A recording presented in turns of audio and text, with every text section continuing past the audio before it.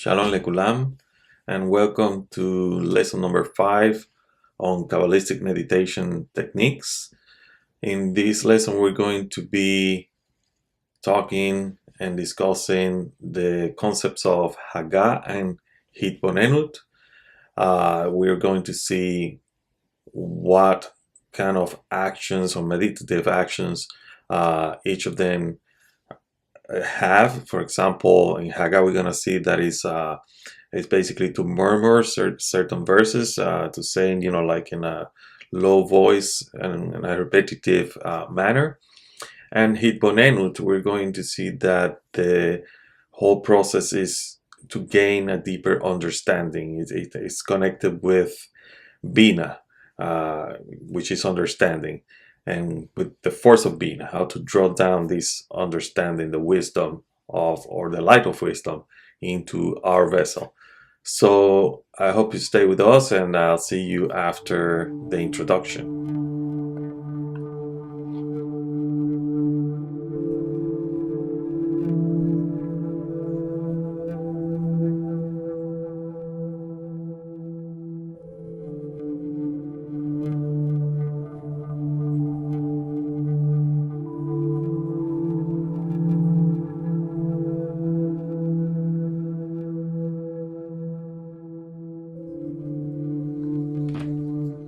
Welcome back, and before we start with discussing these two new concepts of Hagah and Hitbonenut in this lesson number 5, let's do a little review of what we have learned so far.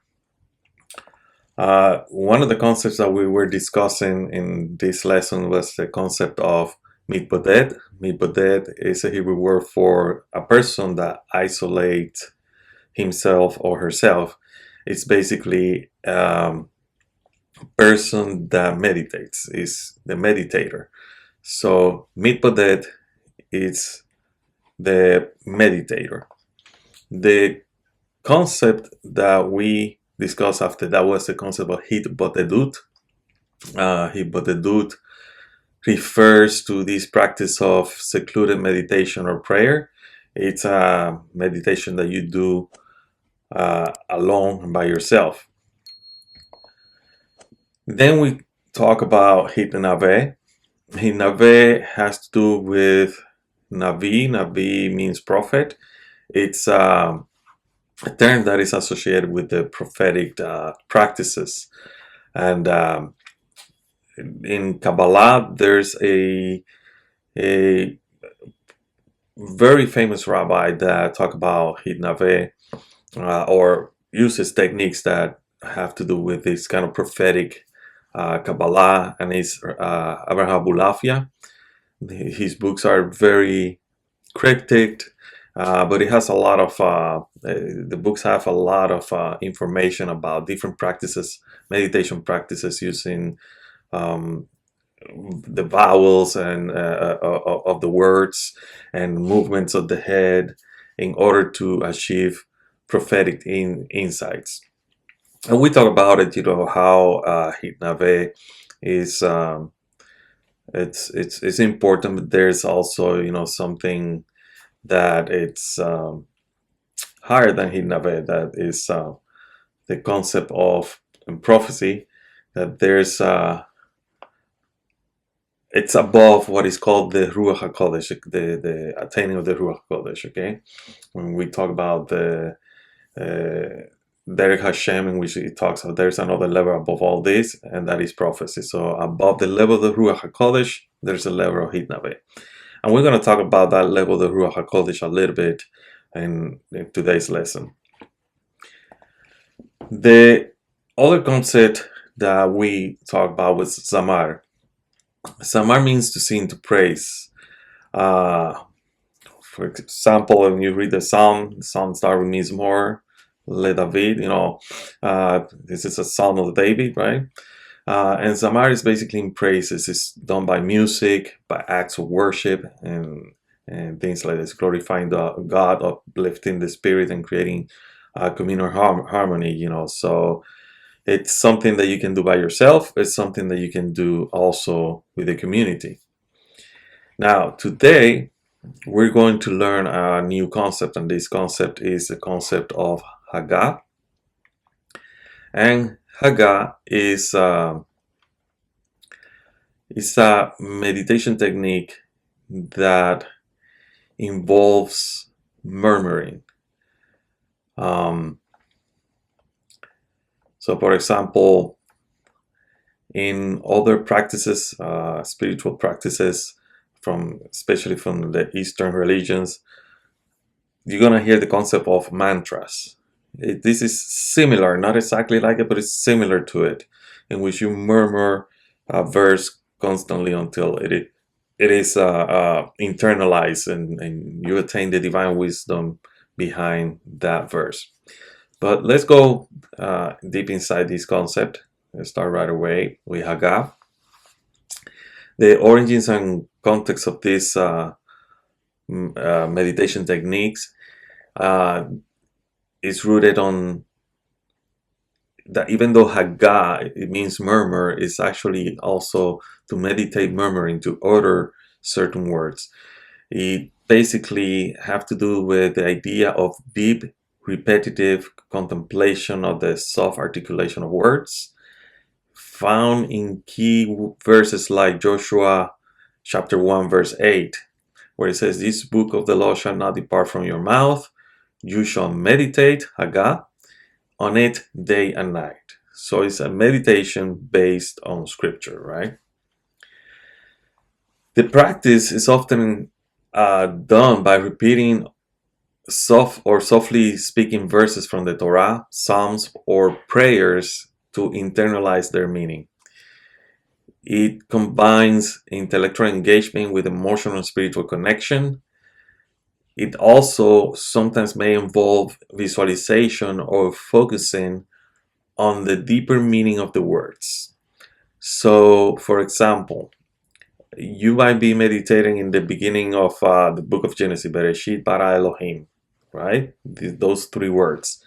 And you continuously repeat that, or you can actually, as you repeat that, you can visualize those words.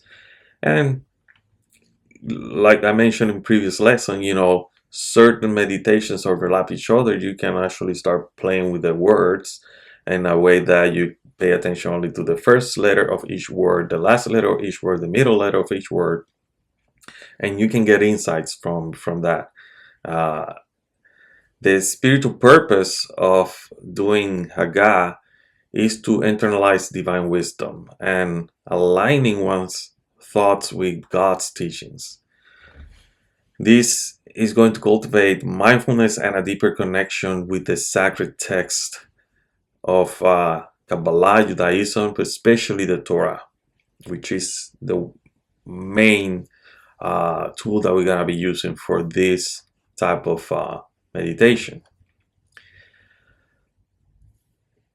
What happens is that when you practice this, it also transforms the intellectual knowledge into a knowledge that is lived constantly, and also a knowledge that will help you understand the everyday things of life, meaning you understand the background of the things that are happening in life, because as you meditate in different verses of the Torah, this insight, this light of wisdom that comes to your vessel will help you see clearer what's going on behind the curtains of our lives.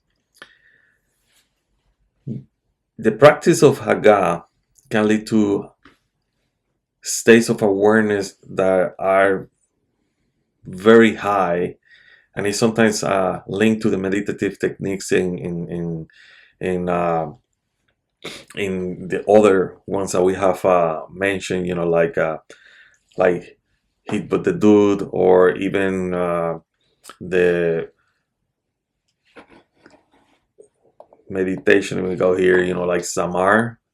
It's a good example that you're not murmuring, you're repeating, but you might be singing and repeating the same verse, and in this way, you can get insight as well. So even though Hagah is in itself, like murmuring or to utter softly and things like that, you can actually sing it.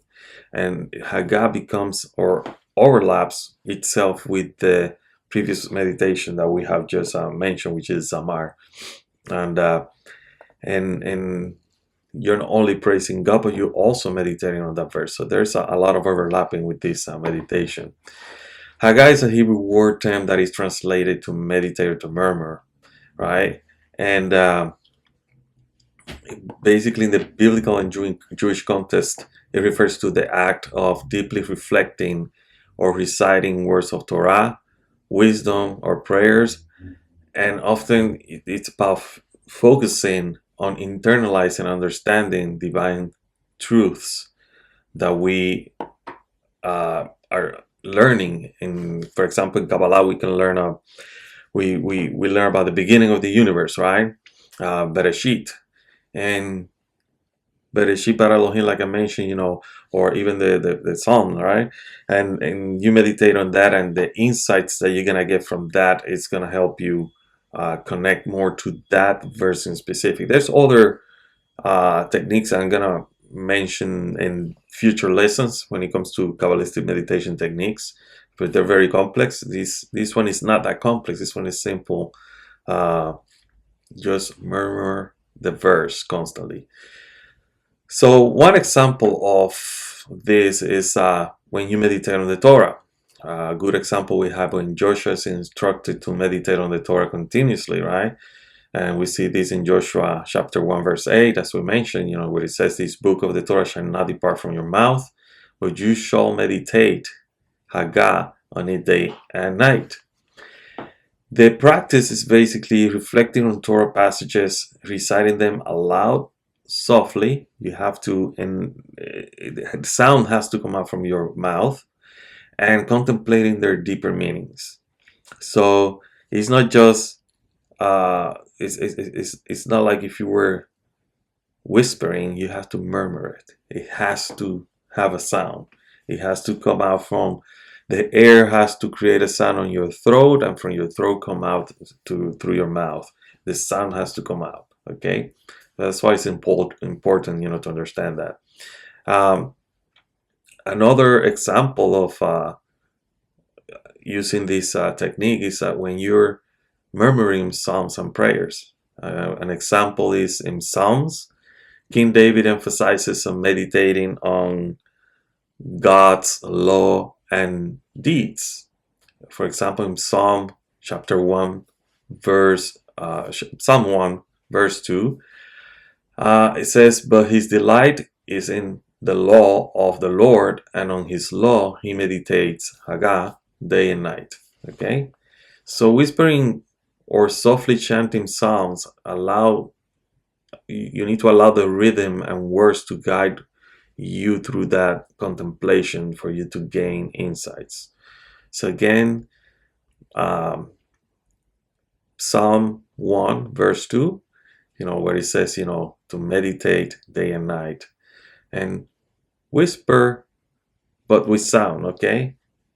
Softly chanting the psalms. Another example comes from Psalm 77 verse 12. This is on reflecting on the creation of God, right? Meditating on the majesty of God's creation and his providence. The psalm says, "I will meditate, Hagah, on all your works and ponder your mighty deeds." And what this implies is that you're observing nature or reflecting on life's events with a focus on recognizing God's hand in everything. As I mentioned before, when you're meditating in these verses from the Torah or from Psalms of any writing, you will see or you gain insights of what's happening behind the scenes of our lives. Also, you learn through repetition, and the Talmud describes scholars who murmur or repeat Torah passages during study, and by reciting passages aloud repeatedly to ingrain them in their mind, they often attain thoughts about how to apply them properly in life. This method fosters both intellectual and spiritual engagement. So in here we're murmuring, and we're basically using our mind, combining together the sound and our meditation, or basically, or like some, in Kabbalah don't like the word, but it's like a way of philosophizing with yourself and gaining insights on the verse that you are meditating. That's one way to put it. And getting, then by doing that, you're creating a vessel in which the light of wisdom will shine, and in this way you will get both the intellectual knowledge and also the spiritual knowledge or engagement and connection that you are yearning for. Also, these kind of techniques can be done in private, not necessarily in public or in the synagogue or anything like that. You can do it any time in any place, as long as you are not interrupted and there's no distractions. But you can use this as a private prayer contemplation. You can whisper personal prayers to God as a form of intimidate the evil inclination to leave you, and also to have an intimate connection with the Creator. How you practice this?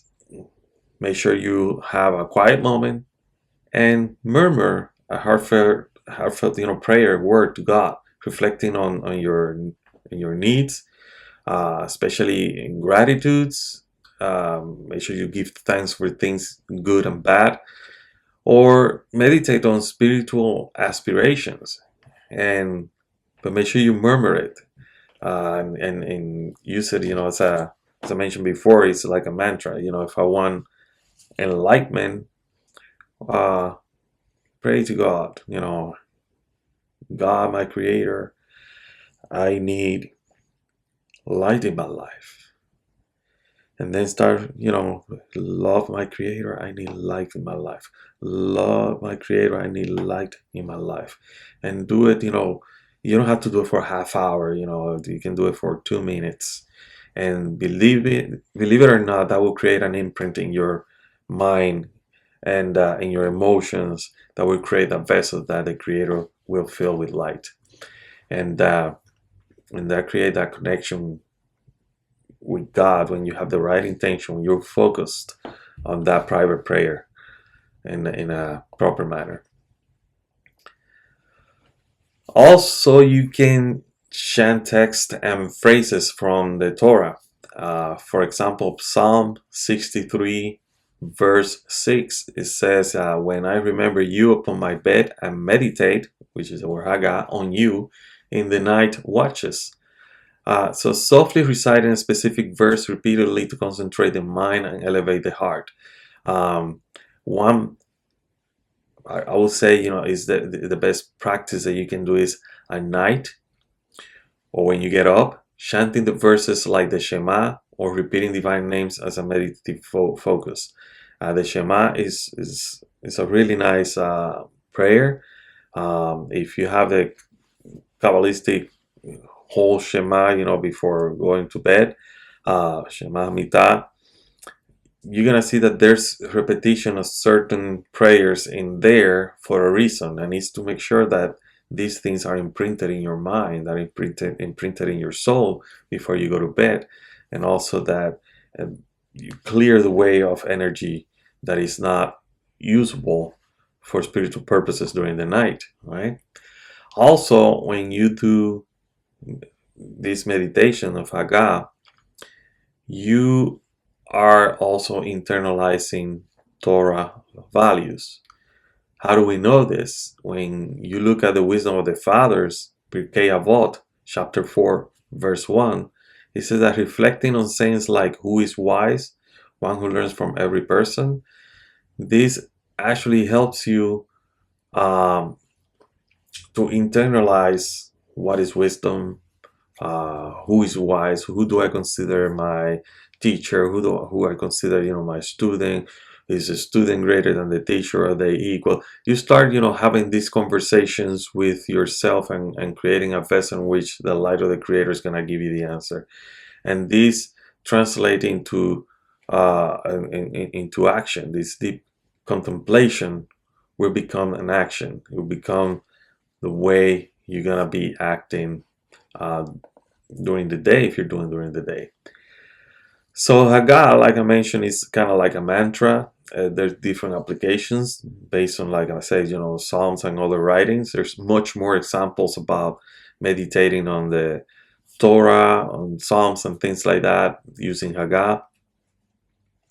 But remember, we live in modern times, right? And sometimes we don't have that. Like in ancient time, they would have probably a time to go to the wilderness, to go to the forest and not be interrupted and do this kind of meditation. We are busy. Some of us live in the city. Some of us live in places like the countryside where we can have a little more quiet. Or some live in areas, that are super busy, highways, trains, and all that. So we have to find what is best for us, right? In modern times, there are different ways to do this. If you want quietness, you can put headphones with music. Make sure you create your own environment by cleaning the space, meaning, wash your hands before you do these meditations. Prepare yourself physically and prepare the environment. Make sure it's organized, clean, and all that.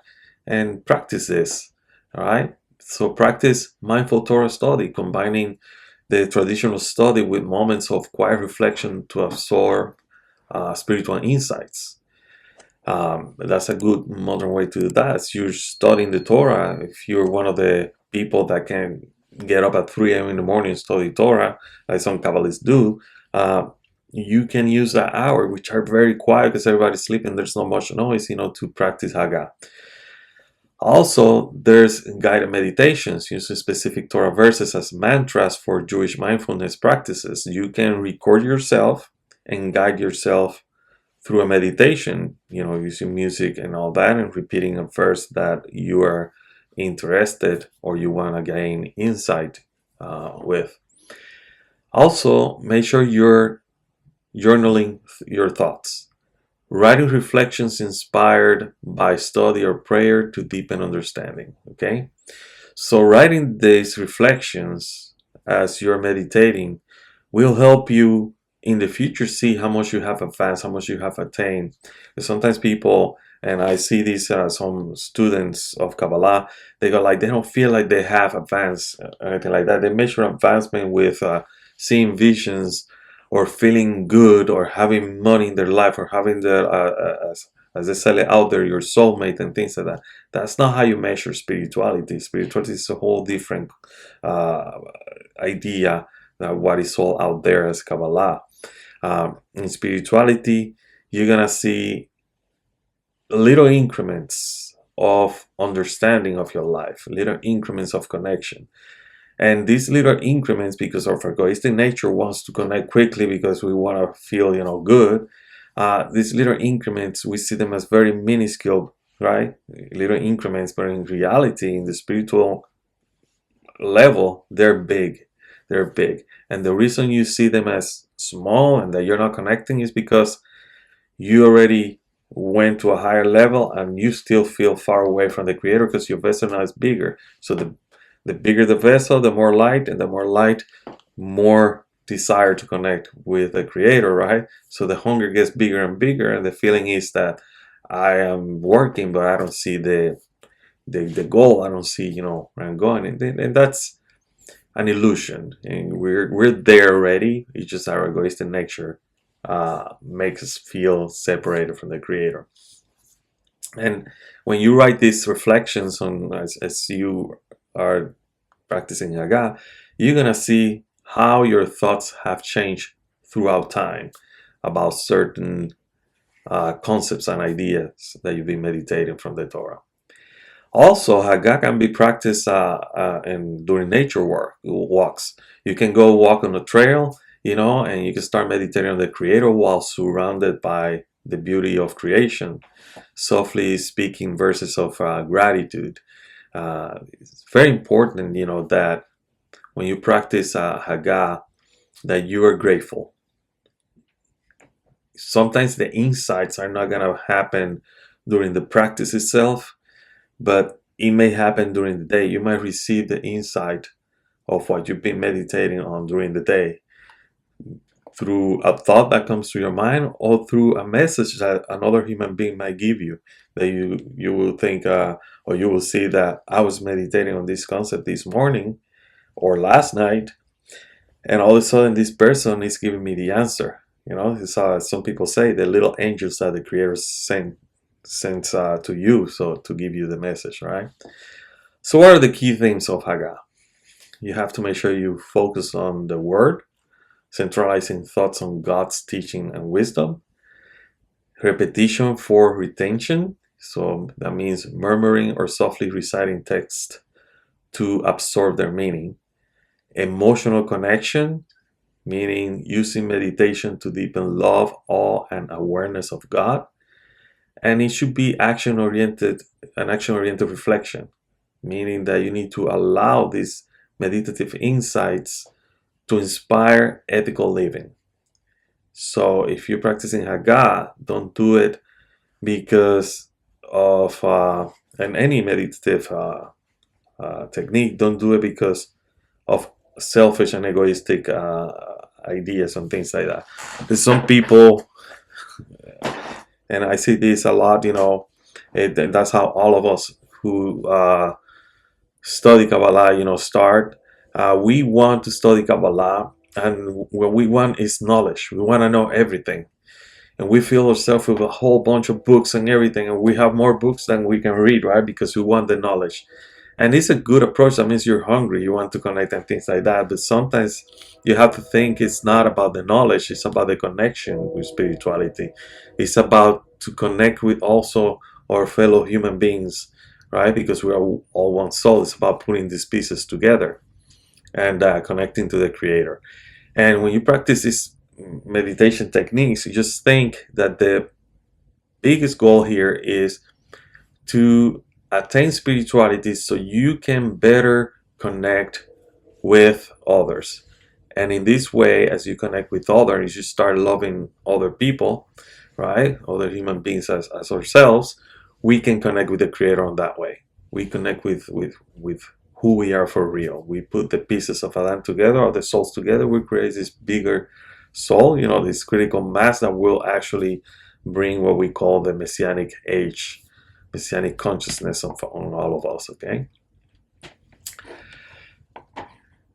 If you have any questions about any of these concepts, just feel free, to write it down on the comments below, or go to our website and Receiving the Upper Light and ask there in the contact page.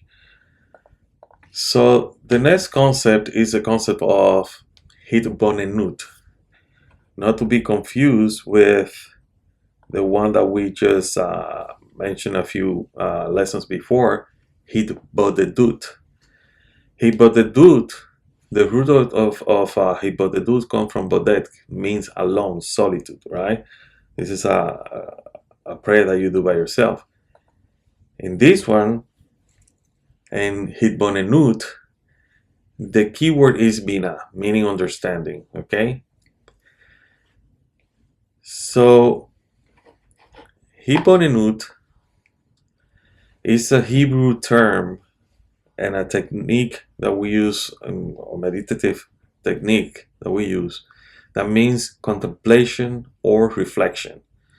It is a spiritual practice rooted in Jewish mysticism, and it's used a lot in the circles of Chabad Chassidut, which are the Hasidic movement, right? In Chabad, or in the Hasidic movement, it is a central method of meditation and intellectual engagement with the divine concepts. There are some books out there that you can actually read. One of the books is Mesilat Yesharim, which is the book for excellence that leads to what is called the Ruach HaKodesh, the Holy Spirit, to attain the Holy Spirit. And this book is, the steps are parallel to the 10 Sefirot of the Tree of Life. And this book will help you with this type of meditation, with this type of concept of Hitbonenut. The book of Mesilat Yesharim, which is the Path of the Just. I have a copy myself. It's a book. Let me change the camera so you can see it. This book right here, this version, is from the Torah Classics library. And I have, if you can see here, I have color-coded. Let me see if I can change a little bit of light. I have color-coded the chapters, right? So it will help me, study. And also in the index, because this book, the chapters are parallel to the 10 Sefirot, I also have made some notes in the index, so in that way I know which chapter have to do with which Sephirah, right, of the Tree of Life. And there's also other book, especially if you are from the Hasidic movement or you study Chassidut, is the book of Tanya, right? Lessons in Tanya. This book that will help you when it comes to the Hitbonenut, to understand this, and also to, as you study these books, that will help you also gain insights into the concepts that you want to learn. So the practice of Hitbonenut implies an active process of deep thoughts or analysis to gain profound understanding, right? It's not something that you're going to do intellectual. It involves a meditative process that integrates mind and heart in order to foster that spiritual awareness and connection. So the practice of Hitbonenut, how we can do that, right, is by engaging ourselves intellectually, by concentrating, having an intention, and integrating our emotions into that insight or that contemplation, and then have a structured reflection that will help us throughout our lives, right? So the intellectual engagement means that a person studies and reflects on a particular divine concept after often these concepts come from Torah, Kabbalah, Hasidic text. This includes contemplating the unity of God, the relationship between the creator and creation, nature of the soul, and things like that. The concentration part implies that the practice requires focused thought, isolating the mind from distractions to delve deeply into the subject matter. You need to integrate your emotions. Unlike purely intellectual study, Hitbonenut seeks to inspire emotions such as awe, love, and devotion towards God. The goal is to translate intellectual understanding into heartfelt personal connection. And then the structured reflection. In Chabad teachings, Hitbonenut often involves meditating on a particular passage or concept for a set period of time, repeating it until it becomes internalized. And as you can see, this repetition is very reminiscent of the previous technique that we talked about, Hagah, in which we are basically murmuring or repeating certain words softly and constantly, kind of like a mantra, right? Now, what are the goals, the purpose and goal of this type of meditation, Hitbonenut? The goal is to connect the mind and heart, to deepen our spiritual awareness, and to transform our character. When we practice Hitbonenut, we're creating a bridge between intellectual knowledge and the emotional response of that knowledge. This allows to feel what we understand. It also helps us develop a sense of closeness to God by contemplating His greatness and involvement in the world. The insights that we gain from practicing Hitbonenut are intended to inspire positive changes in behavior and character. Hitbonenut in the rabbinic roots, or the rabbinic roots of Hitbonenut, comes from Psalm 8, verse 4, where it says, "When I behold your heavens, the work of your fingers," this is just a practice of contemplating on God's creation.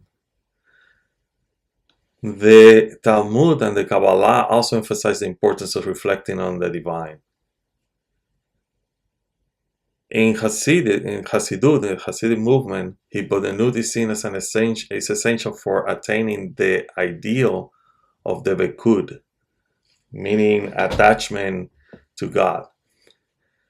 The Tanya, which is a book that I show you, right, that is used in the Chabad circles, this is a foundational text for them, and it explains Hitbonenut as a tool for awakening both intellectual awareness and emotional love for God.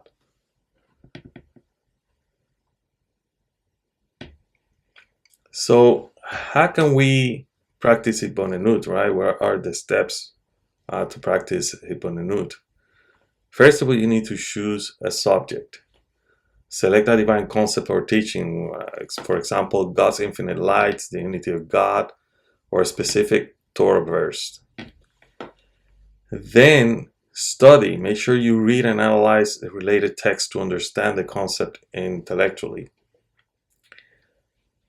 Then feel. You need to allow the intellectual understanding to still emotions in you, to foster love, awe, and reverence. And then comes the action, because you have to bring that down, right, to reality, to the word of Asiyah. Use the insights and emotion from Hitbonenut to guide your actions and deepen your spiritual practice. Through Hitbonenut, one develops a richer, more personal relationship with God by combining deep thought with heartfelt connection. It is a transformative practice that bridges the mind, the heart, and the soul. It helps us also with our character, to transform our egoistic nature into one that is more altruistic, more in line with becoming like the Creator. What is that like? Good that is always good, right? Good that does good. So let's see some examples of Hitbonenut in practice. One example is contemplating divine unity, Yichud Hashem. In the process, you sit quietly and meditate in the concept of God's unity, and as expressed in the Shema, for example, "Hear Israel, the Lord God, the Lord is one." You focus or reflect on how God permeates everything, how God is in every aspect of existence, and there is no reality separate from Him. Thus, the concept of there's no one else besides Him, right? The goal is to feel awe and love for God by recognizing His presence in your life. Another way to practice is by meditating on a Torah concept. Take a passage like "Know Him in all your ways" from Proverbs chapter 3, verse 6, and analyze its meaning intellectually, and then consider how it applies practically in daily life activities. You have to concentrate and focus on thinking about how every action, no matter how mundane, can be infused with divine consciousness. Also, you can practice Hitbonenut by reflecting on God's kindness. You can contemplate the daily blessings in your life, such as health, family, and nature. You can concentrate on the attribute that these blessings to God, attribute these blessings to God benevolence, meditate on His constant care for all creatures.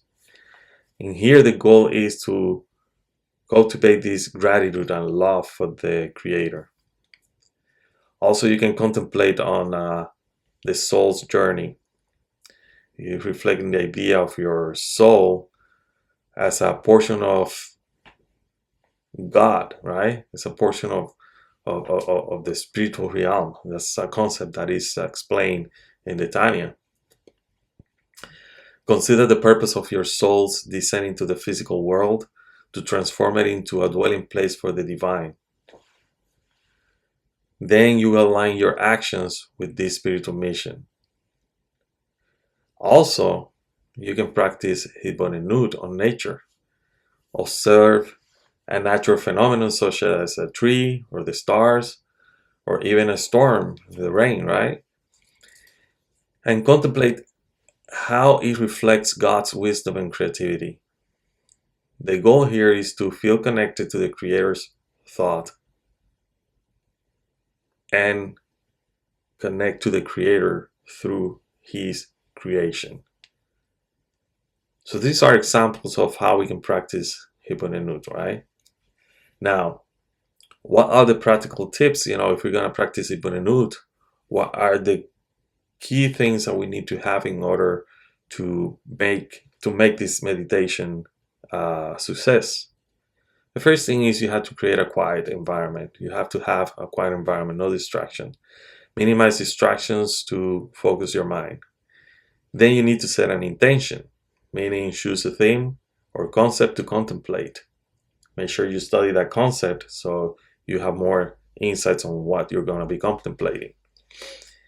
And very important, other than having a quiet environment, you also have to make sure that you take your time. Hitbonenut is not something you can rush. It's about depth, not speed. So you have to make sure you have the time to contemplate the concept that you chose.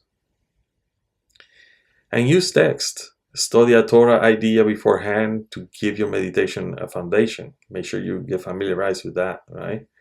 Use texts like the Path of the Just or the Tanya, the Torah, which is a book for excellence for Kabbalists, right? Or the Zohar. And make sure that after you're doing this contemplation that you write down insights to solidify the experience and then revisit later. Because you might have done the practice of Hitbonenut today, but your insights, the result of that meditation, or what you will receive from that kind of meditation, may not come exactly at that moment that you're doing the meditation. It might come later during the time, say that you're working. Maybe the answer will come not only from a thought that you'll have during the day. It might come from a person talking to you, the famous angels that the Creator sent to you with a message, right? The everyday people that we meet, and sometimes they say something to us, and there you go, there's the answer to our meditation. Just make sure you practice and you have the proper intention. And if you practice not only Hitbonenut, any meditation that you practice of all these techniques that we have covered so far, you have to make sure that they're done in a way that is not for selfish and egoistic desires.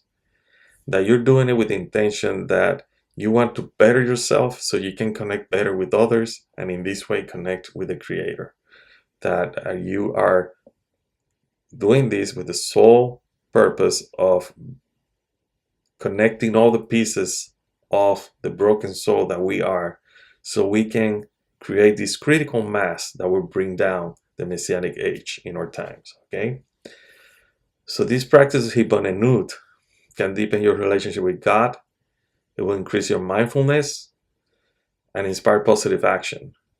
And in these days, this word mindfulness, it has become, very famous. Mindfulness meditations and things like that. And it's the importance of being in the moment, the importance of being mindful of every action, every word, and things that happen in your life, to see that everything, at least from the Kabbalistic perspective, good or bad, happen for a reason. And the Creator doesn't allow things to happen unless it is for our own good. There's something behind it that is going to be for our own good in the future. Okay? So with this, we finish all these concepts of that we covered so far in the last 3 lessons of Hitbonenut, Hitnave, Samar, Hagah, and Hitbonenut. If you have any questions, make sure that you write them down in the comments or go to our website, and in the contact page you can ask your question there. There's a lot of people that use the website to ask questions. Sometimes people don't feel comfortable putting the question out there for everybody, right? So make sure you do that if you feel that way. Or if not, you can ask the question. That way everybody, there might be some other people that have the same question, they can benefit from the answer, okay? So until then, I'll see you in the next lesson. Shalom.